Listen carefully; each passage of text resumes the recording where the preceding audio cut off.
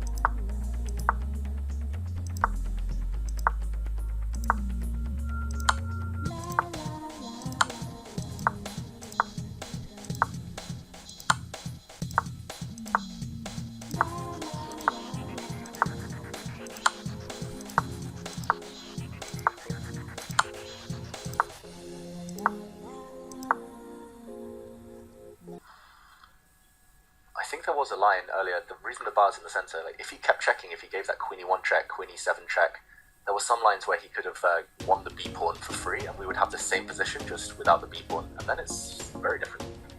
But he's not going to win the b pawn anymore because it's protected with the queen on f4, right? Yeah, so that was why the missed opportunity, or one of the many, has disappeared. Where he's found the perfect setup, defensive fortress almost. Yeah. Anish. It reminds me of the previous candidates he qualified for when he drew all of his games, all 14, but he had so many chances in that one as well. He had 3 or 4 winning positions, 3 pawns up against Fabiano once. Still couldn't win. The conversion against the top guys is the hardest part. They defend like lions. Yeah.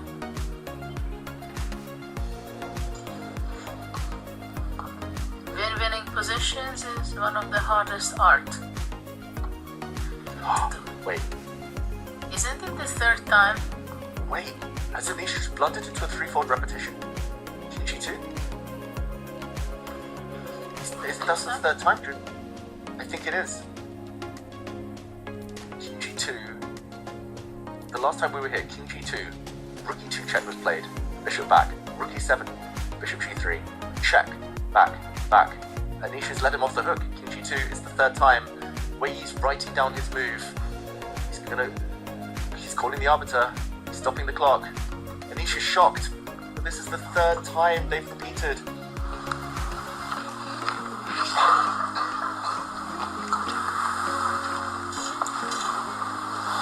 Anish has realized. Look at Anish.